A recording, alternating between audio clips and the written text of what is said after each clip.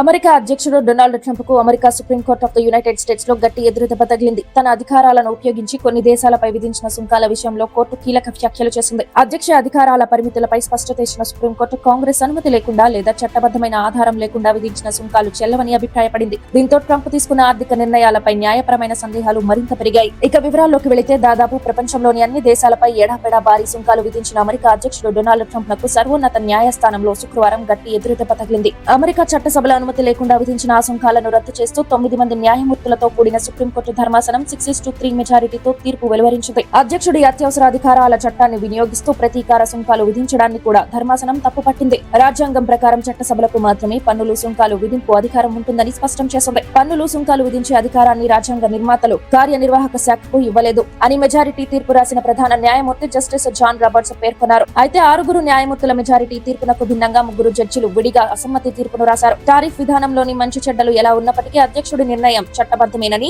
గతంలోనూ ఈ తరహా చర్యలు తీసుకున్నారని 3 జడ్జీలు పేర్కొన్నారు. ప్రభుత్వ విధానాలకు అనుగుణంగా భారత్ పై అదనంగా విధించిన సుంకాలను, ప్రతీకార సుంకాలను ట్రంప్ తగ్గించిన విషయాన్ని జస్టిస్ కవనాఫ్ అసమ్మతి తీర్పులో ప్రస్తావించారు. ట్రంప్ ఆదేశాల మేరకు దిగుమతిదారుల నుంచి ఇప్పటి వరకు అదనంగా వసూలు చేసిన సుంకాలను ఆయా కంపెనీలకు తిరిగి చెల్లించాలా వద్దా అనే విషయాన్ని సుప్రీంకోర్టు తీర్పు స్పష్టం చేయలేదు. చాలా కంపెనీలు అదనపు దిగుమతి సుంకాలను తమకు తిరిగి చెల్లించాలంటూ దిగువ న్యాయస్థానాల్లో పిటిషన్లు దాఖలు చేశాయి.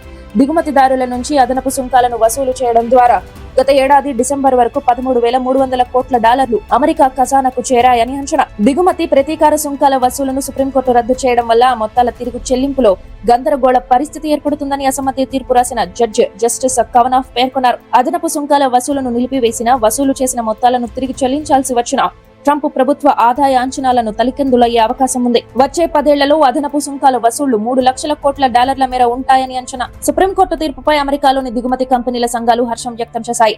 అమెరికా సుప్రీంకోర్టు తీర్పుతో బ్రిటన్, జపాన్, ఐరోపా సమాఖ్య, మలేషియా, ఇండోనేషియా, వియత్నాం, భారత్ తదితర దేశాలతో అగ్రరాజ్యం కుదుర్చుకున్న వాణిజ్య ఒప్పందాలన్నీ నిరర్ధకంగా మారనున్నాయి. ట్రంప్ ఇదే తరహా సుంకాలను అంతర్జాతీయ ప్రత్యేక ఆర్థిక అధికారాల చట్టంలోని సెక్షన్ 301, సెక్షన్ 232 కింద విధించేందుకు ప్రయత్నించవచ్చు. అయితే అందుకు ప్రజామోదం మళ్లీ పొందాల్సి ఉంటుంది.